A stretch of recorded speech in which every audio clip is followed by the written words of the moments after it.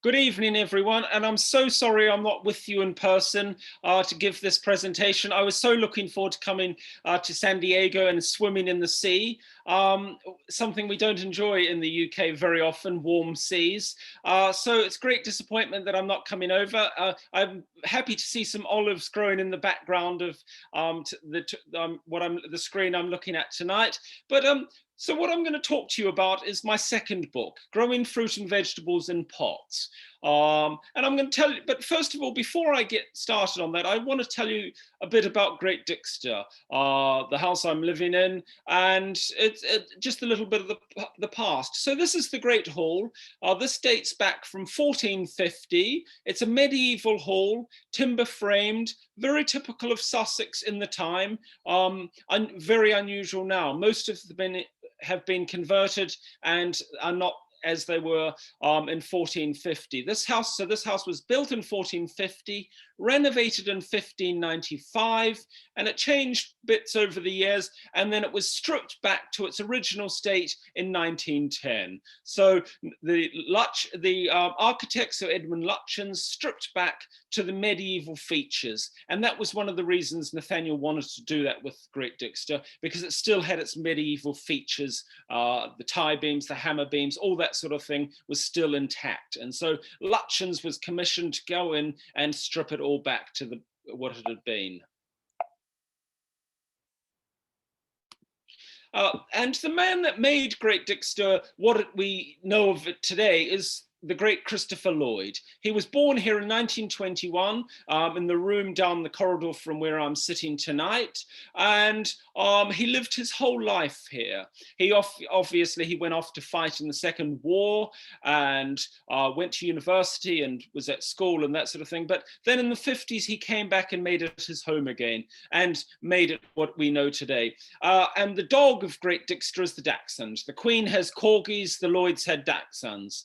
And you can see a portrait by an American artist, Lee Holman, of Conifer, the present Dachshund, below the portrait of Christopher Lloyd. He was well known for his writing. He wrote for 42 weeks about his garden for a magazine called Country Life. He never missed a single week. And all his winter writing was in this chair that you can see, this winged back chair in front of the fire. And he'd be sitting in there, and it was such a smoky room, and he had grey, big, wild hair. And you weren't sure if he was actually in the room or not. So you'd go around and have a look around the chair to see if he was sitting in there. The other indicator, of course, was the dogs would come barking to the door.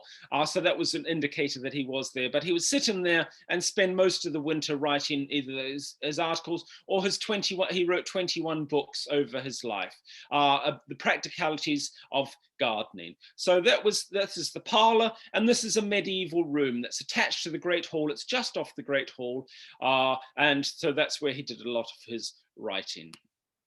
And then above that is the solar. It gets its name because it gets the morning sun in the windows that you can see, and the afternoon sun comes in the windows behind that you can't see in the photo. And this is the room that Christopher enjoyed most, I think, in the evenings. He would come up and sit in front of the fire in the winter, lovely fire, listen to music. You can see the modern speakers either side of the window. So it's a modern living house. It's not a museum to medieval living. And he would listen to his music and sit by the fire. The family were into needlepoint and woodwork, and in the middle of this photo you can see a lamp that was designed by Christopher's father Nathaniel and built by two of the children. And the lampshade is designed by the designer who used to also design their needlepoints, Dorothy Buckmaster. And you can see one of Daisy's needlepoints, her fire screen next to the fire, that beautiful flower fire screen next to the fire. And so that's the three medieval rooms dating from 1450. This is the entrance hall, and we're just going, and we're going to turn left and go into that. And this is this is the other side of the house, the non-public side of the house. This is the private side of the house, and through the door.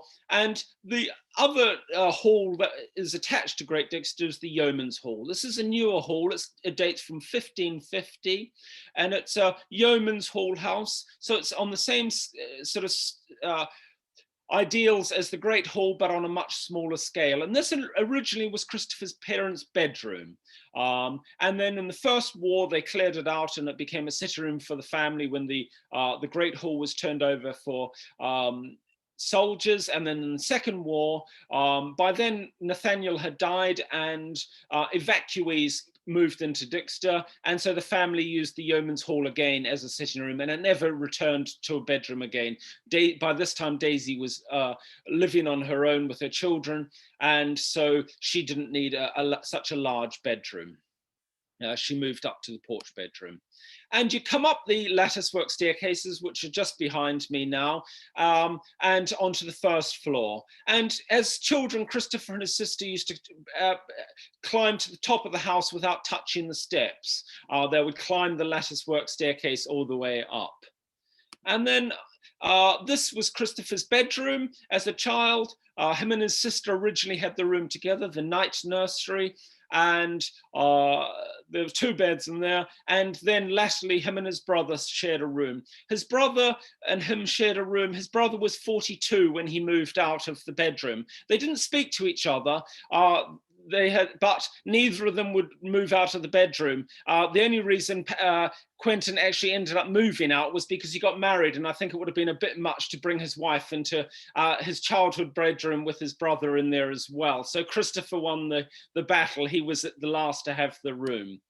And then this is the north bedroom. This was always the guest bedroom, and it was also where Christopher was born. So he was born in here in 1921.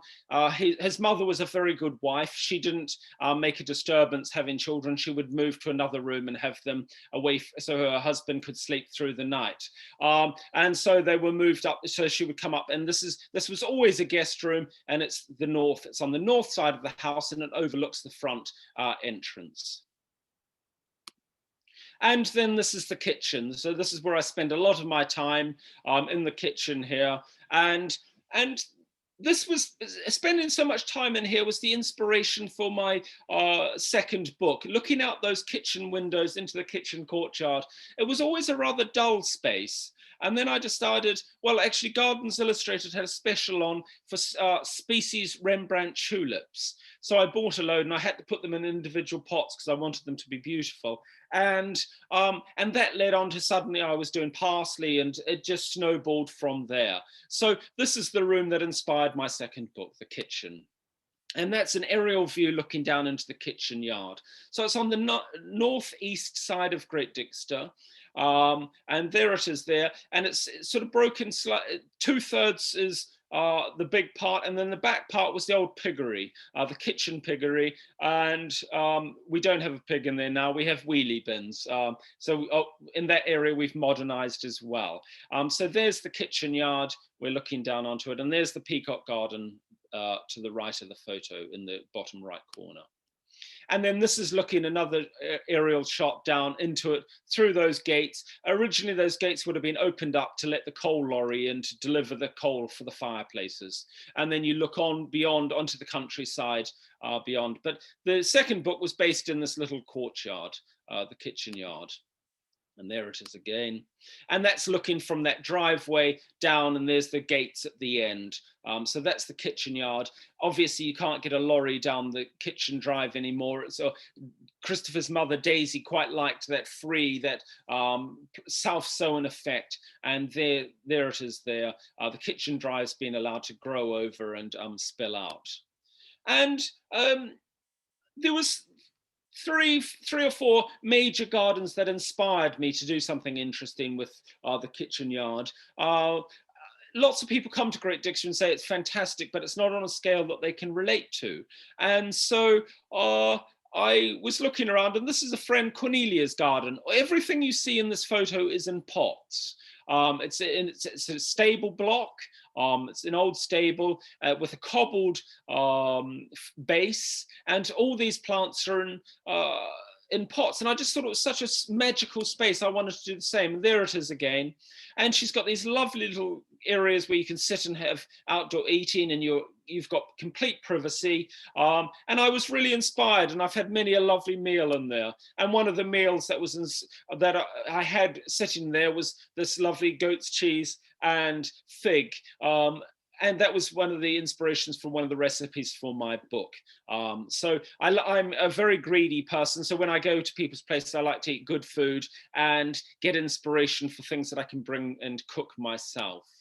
Another inspiration is probably my favorite garden in the whole world is in the Netherlands. This is De Veers, owned by the Gattaca family. They've been there since about 1630.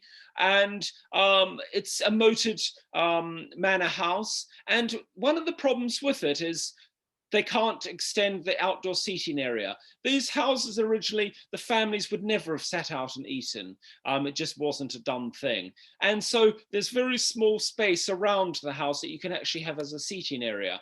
And then this is looking on the other side to the kitchens, the windows along the bottom of the kitchens. And there's this lovely little courtyard. And I've also had many meals out there sitting next to the moat. And where the pelargoniums are on the windowsill are the kitchen windows, and food was just passed straight out through the kitchen onto the table. And there's all sorts of things like lemon trees and all these exotics, which you down in Southern California wouldn't see as exotics, but us over here who have such cold winters, things like lemon trees are very exotic for us. So this is another space that really inspired me, and I love these espalier fruit growing up the walls and breaking up all that brickwork. And there's those beautiful pelargoniums in pots. And I love the sort of fruit salad colored mix of flowers. I think it works very well. And they're also lovely food people, very seasonal eaters like myself, and another meal. And they've got a fantastic kitchen garden, so everything comes straight out of the garden. And another inspiration is some friends, Nigel and Anthony, have an apartment in central London. You can see it's overlooking Canary Wharf, the financial district of London, and that grey river in front is the Thames. Doesn't inspire you to go swimming. That's why you can see I was excited to come over to you to swim. I wanted some blue water. But that's the Thames, and they've got the top floor apartment and 360 degrees of terracing, which is a fantastic thing because whatever the wind is, there's always a side that's against the wind so you can get away from the wind. But they really have to stake all their plants that they have in pots on the terrace because it's so windy up there. And I certainly didn't bring pots to Great Dixter. Lutyens, when he designed and renovated the house, he did build pots for the property. And either side of the front porch, you can see the topiary pieces. And under those two topiary pieces are Lutyens pots.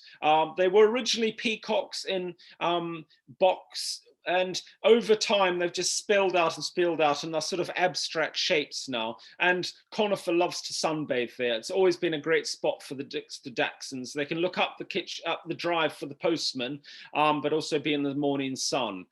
So they often sit there and sunbathe. And we also have this beautiful spring pot display in the walled garden. So pots have been used a lot. Oops. And Christopher, one of his books was on foliage. And so all these plants in this photo are in pots. And this is a great use of foliage. So I certainly didn't bring pot gardening to Great Dixter, but I changed it and I made the kitchen yard much more edible pot gardening.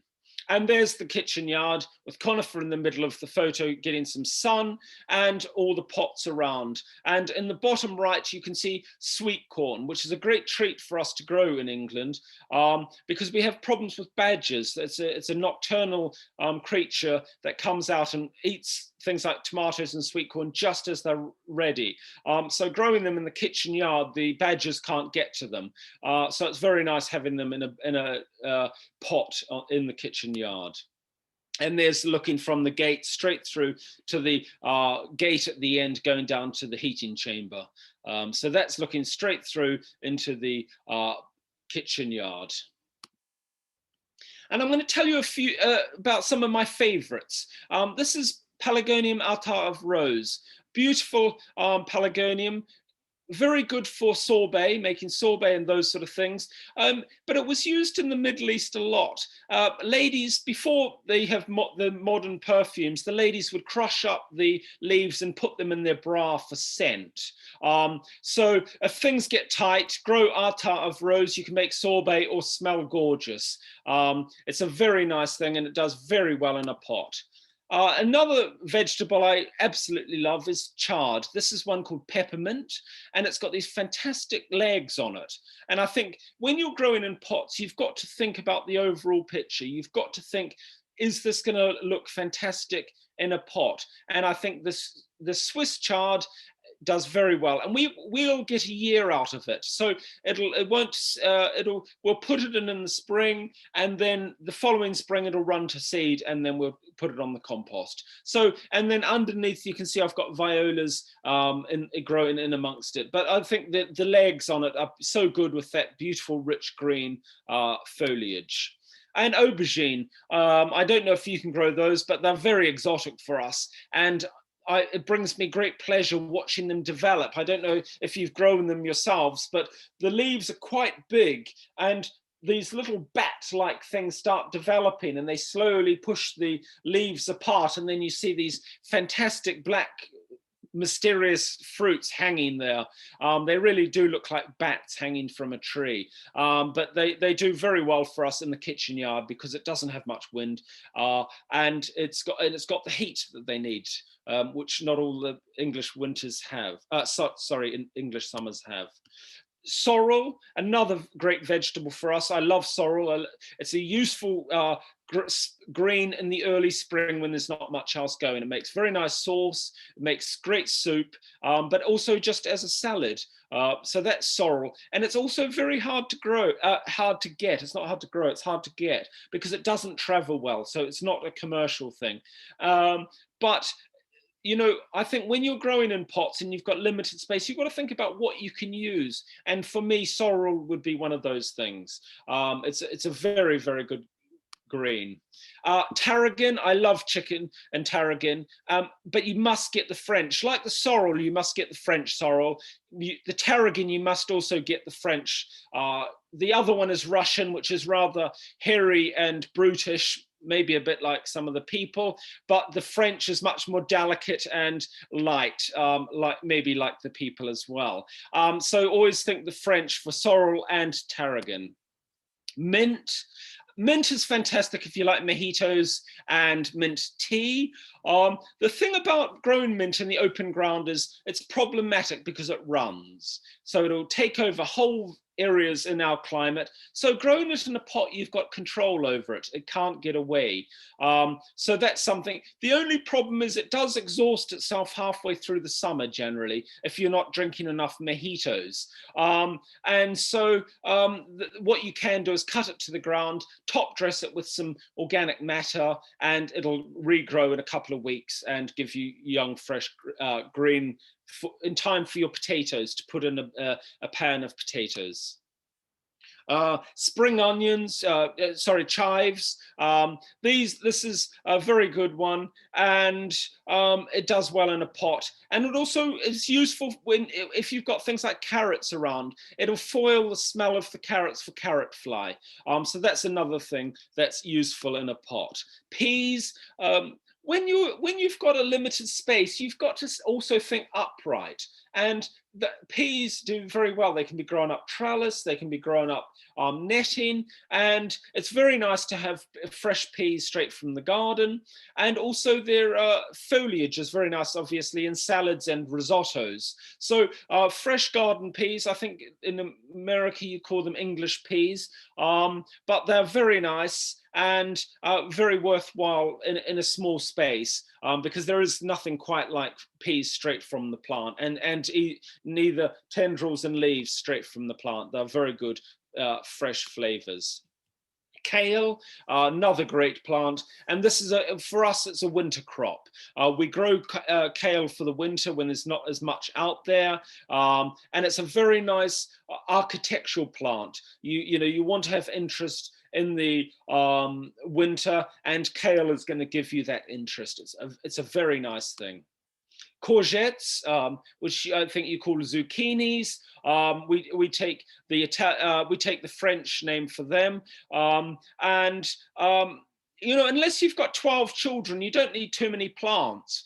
So growing them in pots is very good. You know, 2 plants will give you enough courgettes. You know, a family of 4, that would be more than enough courgettes for one summer. And they look very architectural. They're quite big. The foliage is lovely, growing in pots. They are quite a hungry plant, so you may need to give them some liquid fertilizer at some point. Parsley. I'm a great fan now of the curly leaf parsley. This is Moss 2 variety. And I always thought curly leaf parsley was pretty much just for a garnish. But for us, it's a very hardy one in the winter. And once it gets colder in the winter, the sugar levels rise, as it does in kale, and it becomes much more tender. And it's very nice for a white sauce, you know, parsley sauce, parsley soup, or just as a green in salads. So I'm a great fan of the curly leaf parsley now. I think it gets a lot of bad press. People much prefer, I mean, I do love the Italian parsley, but people do seem to like it much more, but I do really like this curly leaf parsley. And there's fennel in a pot, and I eat them when they're still quite small, roast them, very good. And the foliage is also yummy in a salad. And carrots. Carrots are difficult to grow for us because we have something called carrot fly, which flies below 60 centimeters along the ground and lays eggs into the carrots, and the larvae eat the carrot. And so with the pot, you can grow it in a long tom pot, which is quite tall, and then put it on a couple of bricks, and it's too high for her to get to. And the other trick I do is I put chives around the edge, so the smell of the chives, she can't smell when I'm picking the carrots and come after to lay her eggs. So that's the way I've got around that, is by raising them. And also I love that feathery foliage effect. I think it looks very nice in pots. And that's another thing you're obviously going to think about when you're putting your pot displays together, is having different textures and feels and looks. So there's interest all the time for you to come out and look at. Leeks, another crop that we eat when they're still quite young, start eating them early. And of course, violas, I've got let self-sow into all the pots, and you can see there, it's quite a nice combination with that glaucous of the leek with the viola in the bottom, and that sort of glaucous-y pot. It's in a metal pot around, you can see at the bottom of the photo. Potatoes. I'm getting to an age where lifting potatoes from the open ground is becoming a bit much for my back. And so growing them in sacks is so much better because you can just lift the whole sack, pour it out into a wheelbarrow, get the potatoes out, take the soil up to where, and dump it on the ground. And it's a job quite quickly done, whereas digging's quite a lot of work.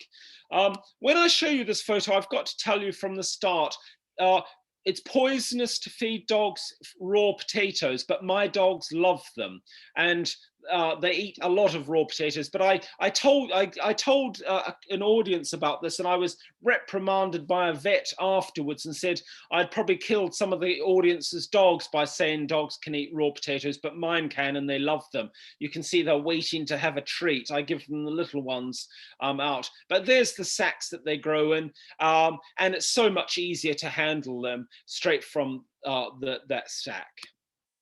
Chilies, I detest chilies.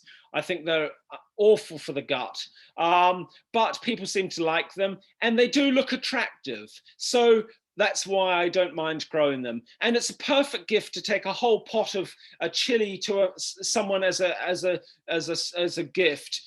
They don't know you're getting rid of something you don't really like, and they're generally quite happy to receive them. So it's a win-win situation. But the fruit does look good. It's just don't touch it. It makes your eyes sting, and it's terrible in the gut. And we also grow lots of fruit. These are red currants. And I love the soft, beautiful little fruits that you can see on them, and they grow along the stems. They look like gems with the backdrop of light coming through them.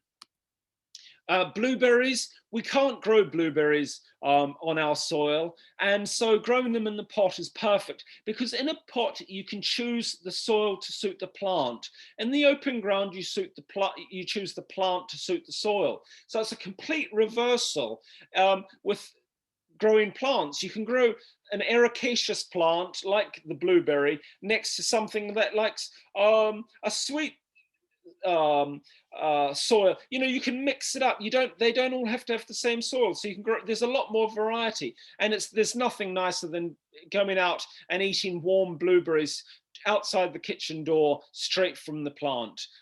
We don't use chemicals. We're not organically certified, but we garden on organic principles. So we eat them straight from the plant. Strawberries, I used to love strawberries, but I'm slightly bored of growing them. I think they're a lot of work, because for us, if the birds don't get them, the dachshunds don't get them, there may be one left for you. There's so many other things that get them. And so they seem too much work. So I've decided this last summer I wouldn't grow these large strawberries anymore. I'm going to just grow the little alpine strawberries. I think they're much more beautiful. The flavors are much more delicate and perfumed. So for me, the way forward is the alpine strawberries, and they self-sow everywhere, and they're just they're much easier to work with.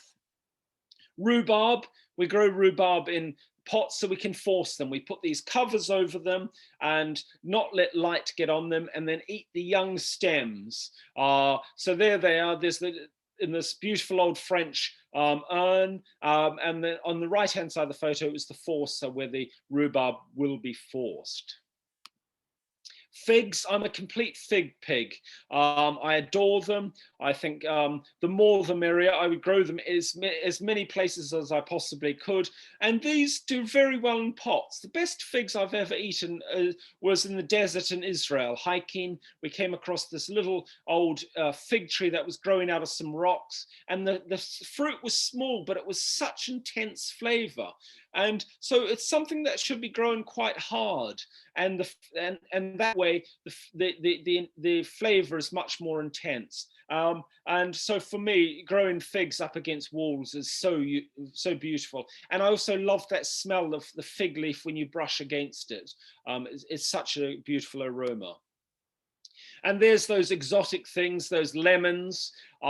So we can put them out all summer, and they love it out in the summer. And then for me, in the winter, they go into Mrs. Next Door's summer house, which she heats on cold nights, and they'll spend their summer there, their winter there. But it's lovely to go in there and have a drink with that beautiful scent of lemon blossom filling the room. But I'm sure where you are in the world, it's not that exotic to have a lemon tree next to the house. But I hope you still enjoy the scent of the flowers, because it is such especially in the evenings, that rich exotic scent. And this is a peach. I don't know really why I showed a photo to you lot of a peach tree, because Californian peaches are so fantastic that you put us to shame. But we grow them in pots against a wall and hope for the best. And they're very nice. The foliage is great, and I think the blossom is beautiful as well. It comes very early for us, and it's when the tree's naked, you get that, and it gives you that hope at the end of winter that there is something good coming when the peach is in blossom. So there's our peach tree in a pot. And I should point out that it's a peach tree that's on dwarf rootstock, so it does well in a pot. Any of the fruit that I've shown you that's in pot is on a dwarf rootstock, so it doesn't get too large. The fruit is still exactly the same size, but the tree won't get so big. I'm obsessed by violas. I let them self-sow all over. And I love to, they're grown in amongst the curly leaf parsley, and the same varieties in a pot, so you can move them around and have fun. But I'm a great viola, and I justify them by saying, well, they are edible, but how could you eat a face that looked like that? And you don't have to have all these lots and lots of pots. It could be that you just have 5 pots of herbs on a table in your garden, but make sure the 5 herbs that you can use in the kitchen and you enjoy growing. I think that's the great success of gardening, is growing things that you enjoy growing. And well, for me, someone who likes cooking and eating, then I want to grow things that I can use in the kitchen that are most useful for me. And so it doesn't have to be lots and lots of pots. It can just be a few pots on a table in your garden. And then I'm going to talk to you about pots.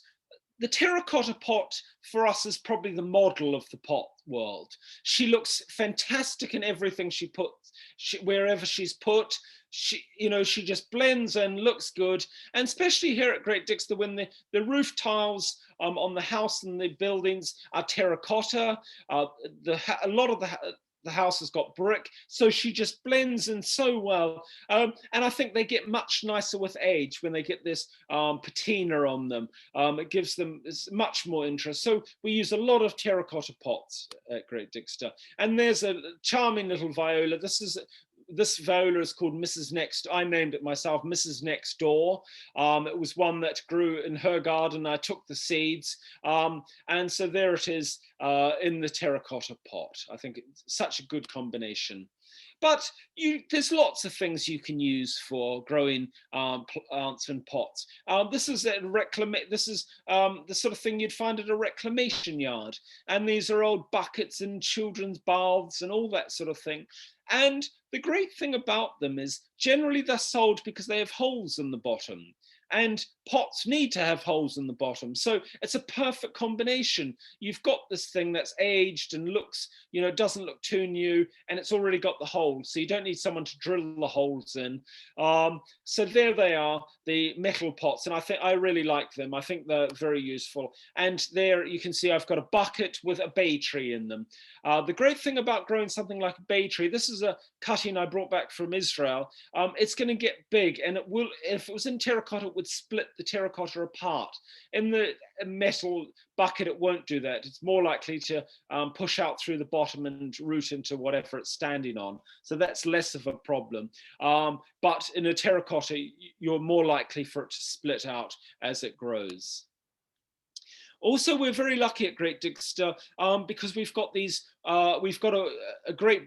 barn and guys working in the barn making wooden crates. And I really like having the option of growing quick crops in these crates. The important thing to think about when you're growing in wood is you don't want wood that's been treated, because they use chemicals and that's going to leach into the soil and then you're going to eat it. And it may not be a long life if you're going to eat treated soil. So think about that's the same for all the pots. Think about what they were used for, and use untreated wood. It's not going to last as long, but you will last longer. So I think they look good. Things like nasturtiums and rockets and those quick salad crops that have a quick turnover do very well in crates. And there's the nasturtiums. Because they're growing hard, they haven't got much soil, they put on a lot of flowers, and the flowers are the best thing to eat about it. They really bring color and vibrance to a lot of dishes. So you want to have less leaves, more flowers, and growing them in these crates is perfect for that, because they're growing much harder, so they're going to flower more. And there's an old apple crate. Another great thing to do is, this is an old apple crate, and it's got some lemon verbena, some thyme, some dill, what are all sorts of things in here. And what I've done with this apple crate is I've lined it with burlap. So I've made a sort of sack inside, and that way the soil's not going to wash out when you give it its first water, because you can see it's got the cracks, the holes in it. So you need to line it so the water doesn't rush through on its first watering. But that's an old apple crate, and those sort of things in this area we can pick up quite inexpensively. This is an apricot tree, another perfect plant to grow up against a brickwork. And this is grown in an old metal reservoir which was up in the top of the house. When the plumbing was changed in the house, we took this out, and we grow apricots in it, and it does very well. Again, another thing that's useful for growing against the brickwork. It gets the heat. And these are the flowers of this fantastic little alpine strawberries. I talked about, my love of growing strawberries. Well, alpine strawberries for me are such a beautiful thing. They fruit much longer. They flower. The flowers is very similar to a standard strawberry, and I just think they do really well. And they run in the most peculiar places and don't need much soil at all. So the alpine strawberry for me is a great thing to grow. And this is a friend's place in London. It's not my cup of tea. I mean, most of that stuff I would have thrown into the recycling, pop bottles and baked bean tins. It's not great visually for me. But I think, look, the whole point is, as long as people are growing things and having fun, it doesn't really matter too much what they're growing in. But once again, remember to make sure they're cleaned out and you know what they were used for. Things like baked beans, anything that had food in it is going to be of a grade that is not going to be a problem. But I wouldn't have anything that had chemicals in it, because it could have leached into the metal or the plastic. And this is concrete. Poor man's stone, really. Beautiful but incredibly heavy. So if you were living in an apartment building on a up high, you wouldn't want that, because you'd cause subsidence in the building. But I think for us it's very nice. It looks quite smart, and it does age very well. So it is something that we've got a few of, just as a sort of something different. It's very important, I think, as a gardener, to make notes and remember when you do things. I'm getting to the age where I can't remember what I did last week. So having notes is such a useful thing. And I write down every variety that I grew, every vegetable, the variety, the date that I sowed it, and who supplied the seeds. It's just useful to have, so I look back next year and I can remember, oh, on this day I planted rocket, so I need to go out there and plant some again. So I keep these notes, and this is one of the things I'm going to talk to you about: tools of the trade. And a notebook is very useful, I think, for any gardener, so you can remember. Also, I think once you write things down, it goes into the head much better. It makes it work. The great thing about growing in pots and on a terrace or a small garden is you don't need the same amount of tools.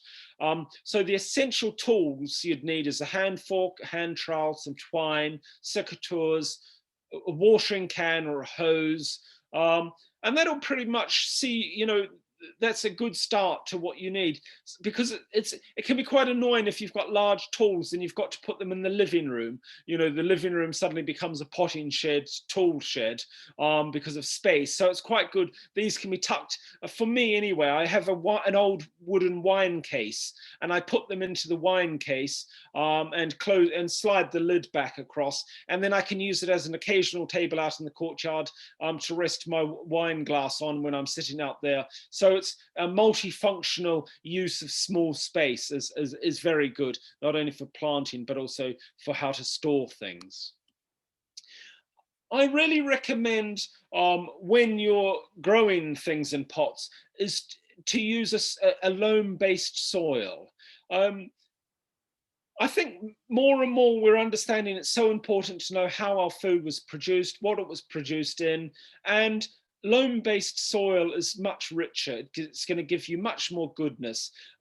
We use a recipe from a man called John Innes. He was a man who did a recipe for making potting mix in the 60s, and we still use it today. And we use our own loam as the base for the mix. And I'll either direct sow, or the seeds, some of these bigger seeds, I'll directly sow them straight into the pot on their own. They've got the space they need.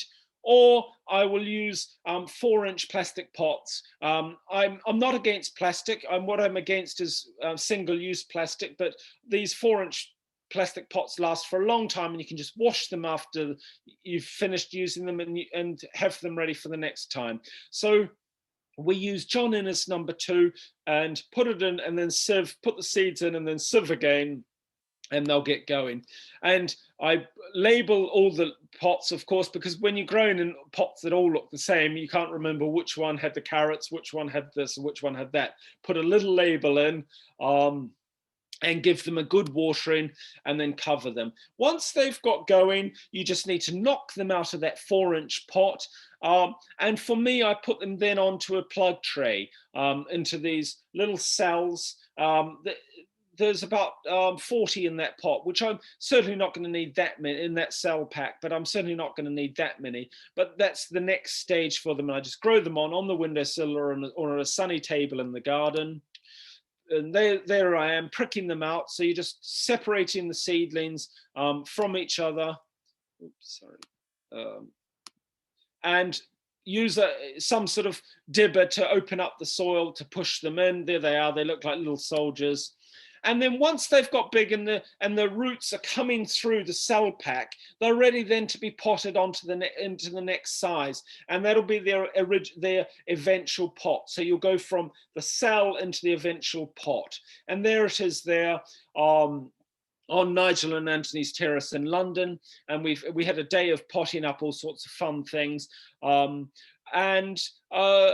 The key with this is, I think, if you don't grow too many plants and you've got a big pot, start on the outside and work in, because there's nothing more annoying than starting in the middle and working out and then not having enough plants for the edge. For part of the edge, it looks sloppy, but at least if you start on the outside and work in, and you haven't got enough plants, you can put something in the middle, and it looks very intentional. So no one knows you've made a mistake. They just think, well, he's quite artistic with his combinations of plants. Start on the outside and work your way in. I think it's much better. With the potatoes, you've got to chip them. You've got to get them sprouting. On the windowsill first, of course, just to know that they're getting going before you put them into those bags. So there they are on the windowsill, just in egg cases, getting going. And you can see they're just starting to put on their shoots. They'll go into the soil at that point.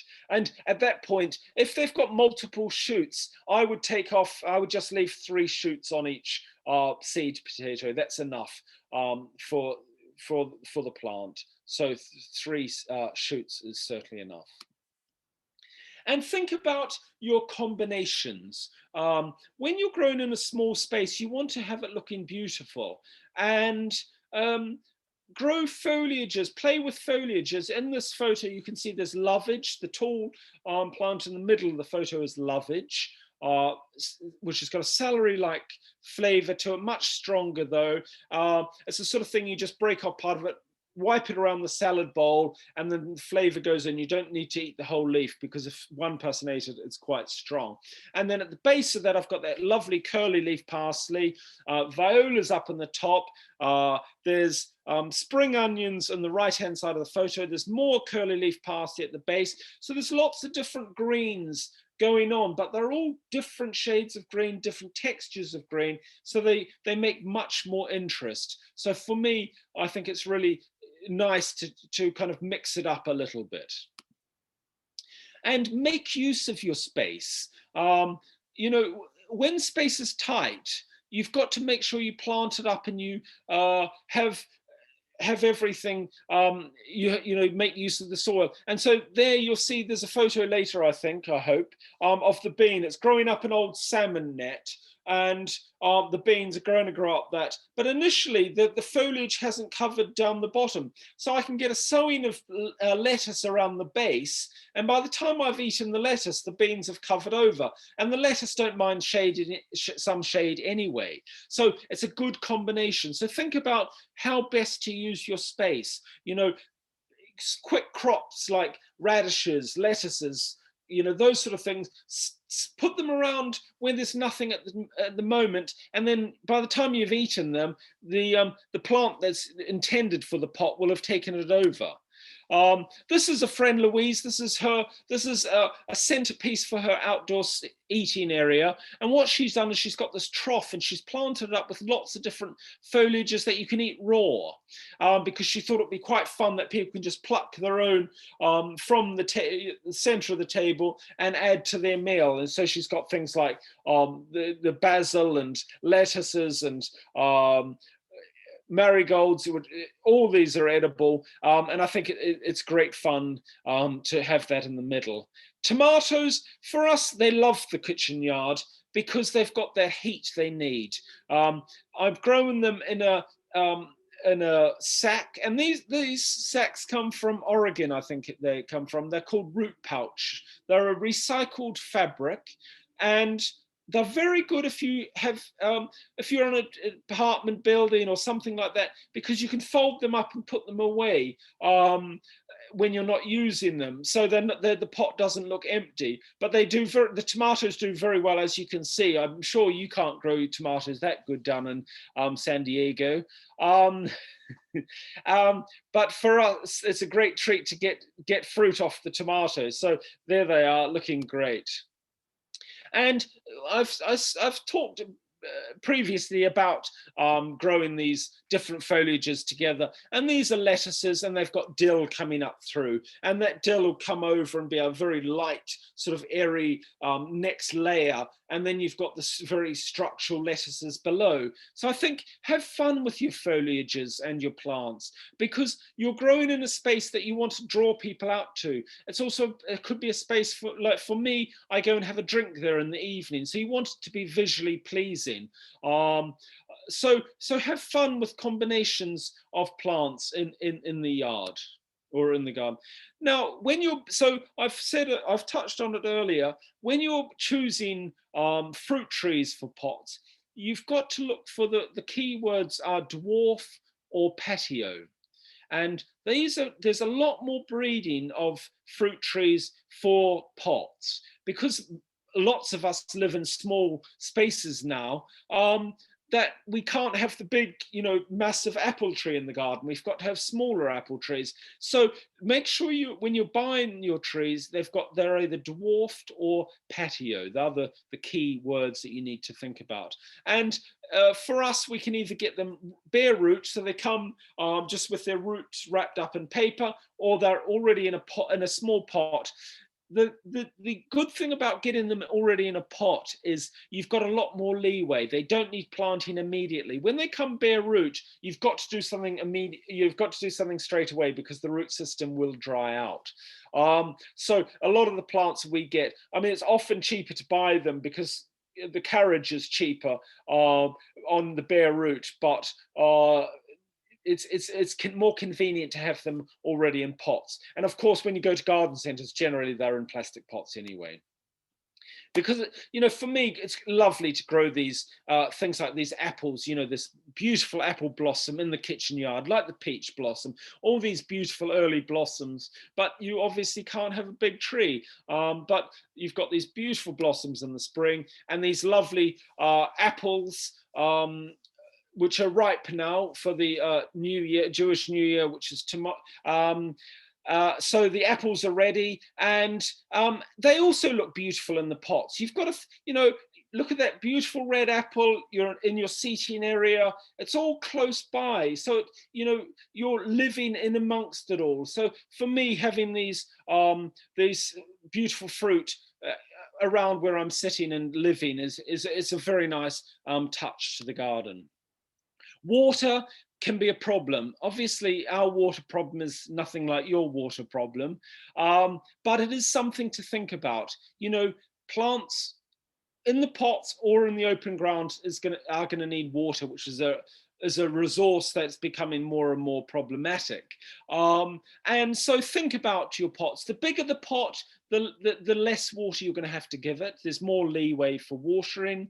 And also for a lot of people, August is the month they go on holiday. Well, that's the hottest month in this part of the hemisphere. And so you've got to have a good friend or a good water supply that's going to keep your plants growing through the autumn, through August, because there'll be nothing more disappointing than coming back and everything's shriveled and wilted through lack of water. So water is something to think about. And there are crops that are going to do better with less water. The more Mediterraneans, for you know, having olive trees and those sort of things, they're more forgiving for less water. Thyme, rosemary, all those sort of citrus, all those are going to be much more forgiving than those broadleaf things that we do quite well, that are going to need that much more liquid. So think about those sort of things as well when you're growing, because you obviously are going to have to water at some point. And plants may like to be in pots for a long time, but there is a certain point where they're going to need top dressing. And something like a fig, I'll do it every at least 2 years. And all it is taking off the top layer of soil, taking it off, getting rid of it, and putting putting a fresh layer on top. And it's also a time you can feed your pots as well. Where is the... and there's that salmon net with the beans growing up outside the kitchen door and the lettuces around the edge. And that's also one of the root pouch bags. It's fantastic. It's like a child's paddling pool. So it's a good size. So you can have lots of different herbs or come and cut again salads growing in amongst it.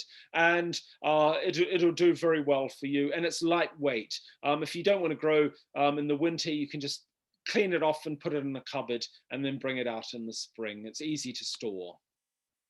You still need to treat things like you would if they were in the open ground in pots. So tomatoes are still going to need staking. I think for me, the most important thing to remember is stake before the plant needs it, and also stake before you plant. For me, I find it extraordinary. You see people, professionals, who have beautiful tomato plants, and they need to put they drive a big stake through the root system of the plant. Well, it's not going to be great for it. It's just as easy. I know it can look a bit funny to have a big stake in and with these tiny tomato plants, but they soon grow, or whatever you're staking. So my advice is stake certainly before it needs it, and so you're not driving a stake through the root system of the plant. It's like whacking yourself in the foot with a spade. It's not great fun. So try and, stake before you have to damage the plant to get it in. But the things like the tomatoes are going to need the standard support that they would need in the open ground.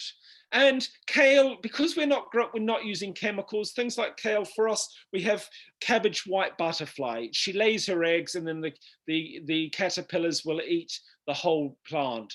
So what we do is we cover them in this netting, which she can't get to the leaves of to lay her eggs. So we just have a fine netting that goes over the top.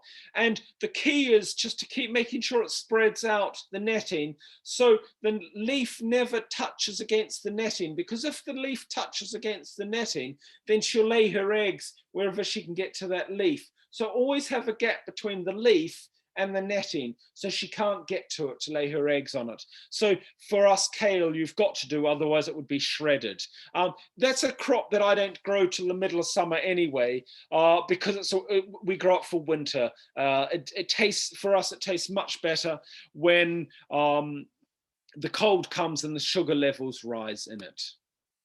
And fruit trees are going to need pruning. These are the red currants. They're going to need pruning as they would in the open ground. It's much easier to do one in a pot in the winter, because you can choose a nice sunny day and you're not on muddy ground.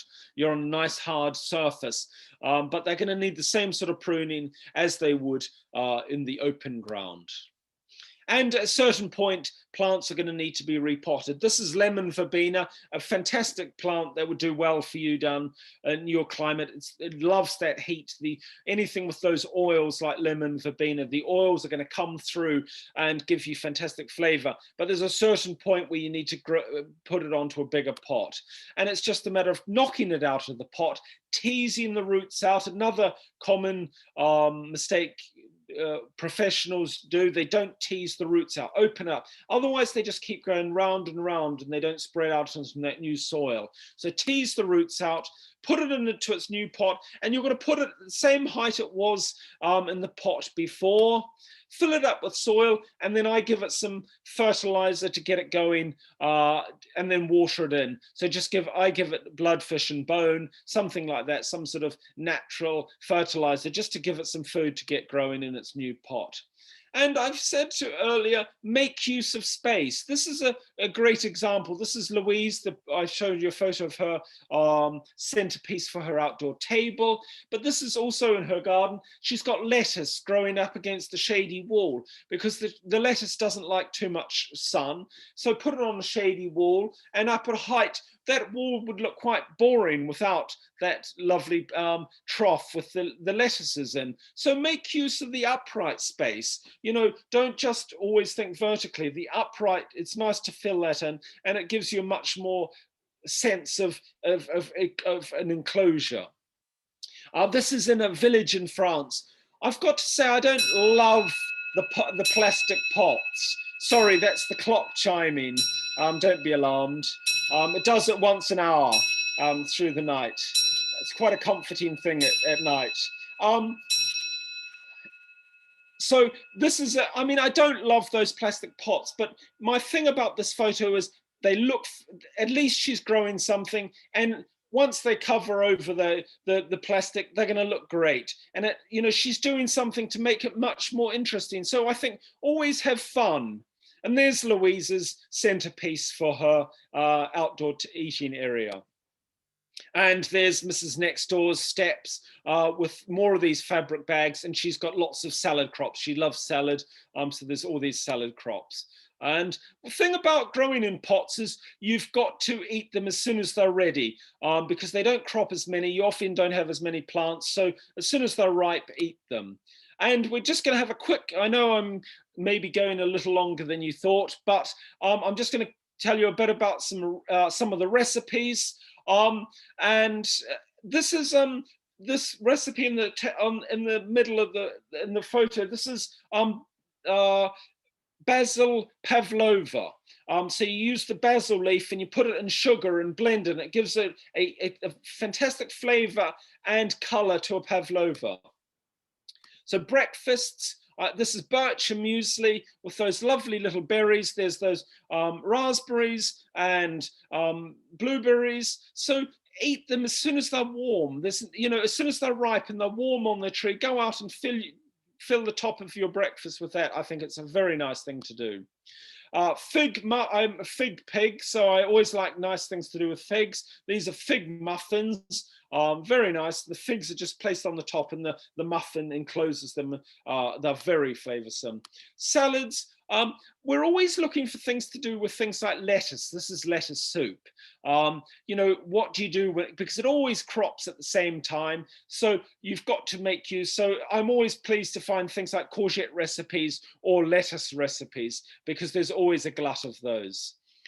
This is a fantastic soup. This is a soup I named myself. I call it Soup of Israel. It's lots of root vegetables, but the key ingredient for me is the bay leaf. You can see in the pot, there's a bay leaf. And I think the great thing to do with this soup is make it the day before you want to eat it. And the oils from the bay come out into the soup, and it gives it such an interesting different dimension of flavors that you wouldn't normally get in a soup. So bay leaf makes a big difference to the soup.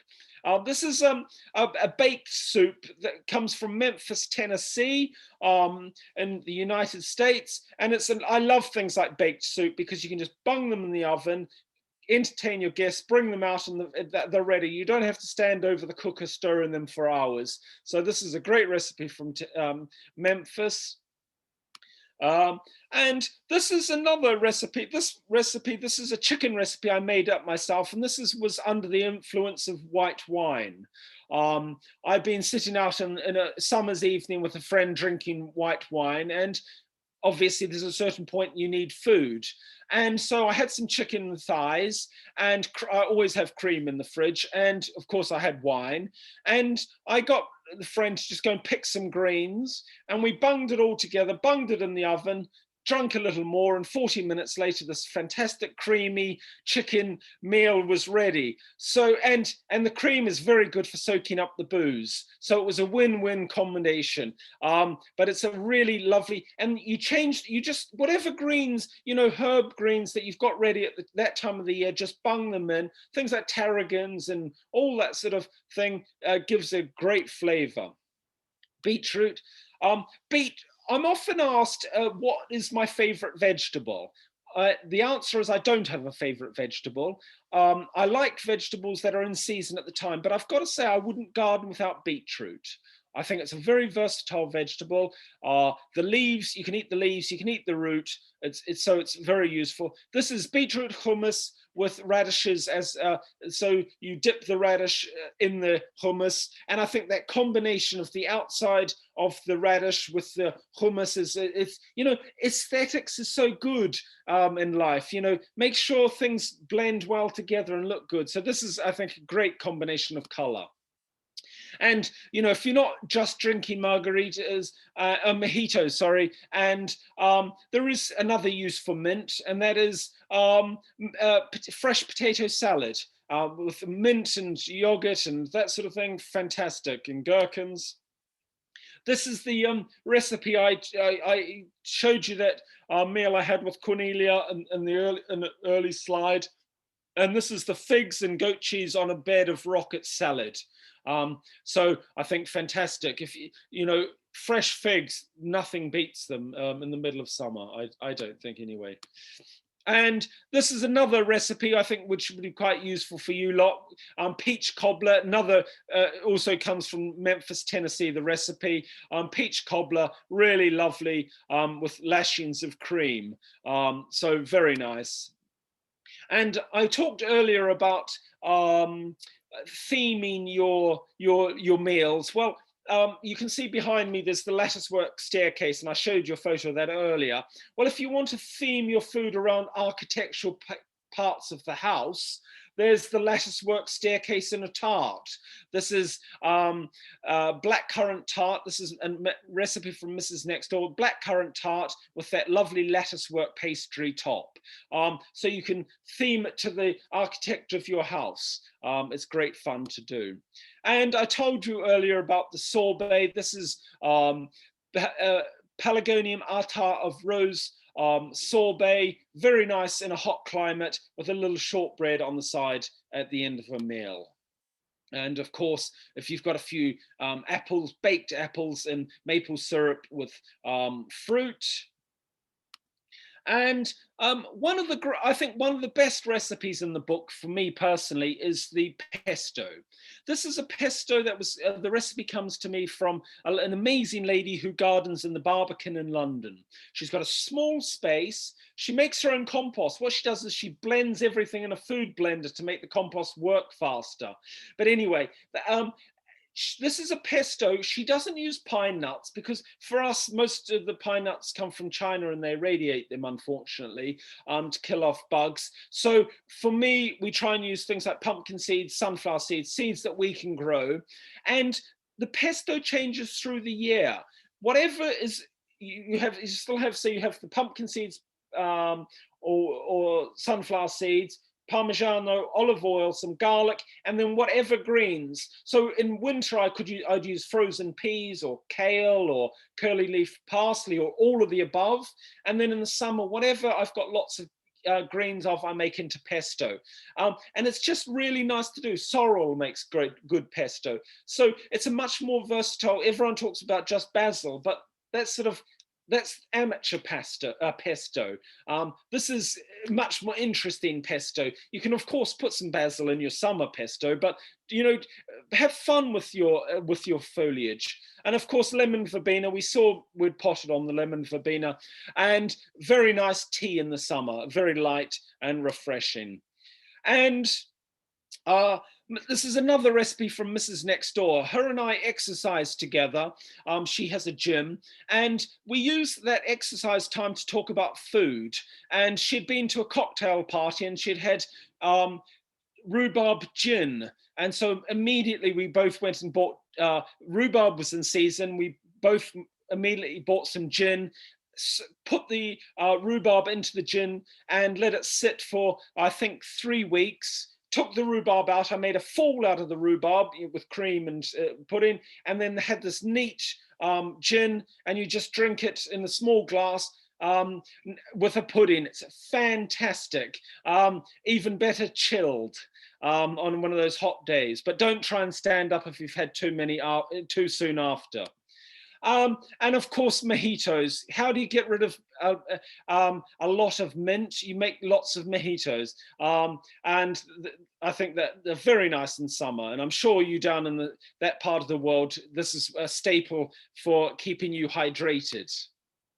And of course, if you don't want to, you could always make tea out of the mint as well, if that's the way you like to have it. So lovely fresh mint into tea. And this is the berries in vodka. So they need to be in with sugar and vodka, and they stay in a bit longer, 3 months, and you turn them every time you see them, take the fruit out and put the vodka in the freezer, and you drink that straight as well. I'd just like to point out that at this moment, I'm not an alcoholic, but I do enjoy a drink. But it's nice to, use fresh fruit and things for things like gin and vodka. And I'm just going to end with showing you that edibles can be beautiful flower displays as well. It's not just for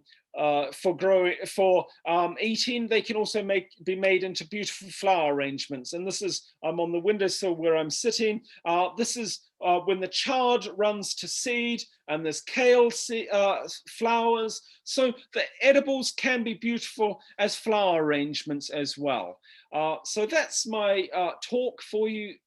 I hope you've enjoyed it. I hope you've learned something, and thank you very much. And I'm so sorry I'm not with you giving the talk. I would much rather have given it in person and had a swim afterwards, but maybe one day we'll meet in the sea. Thank you very much.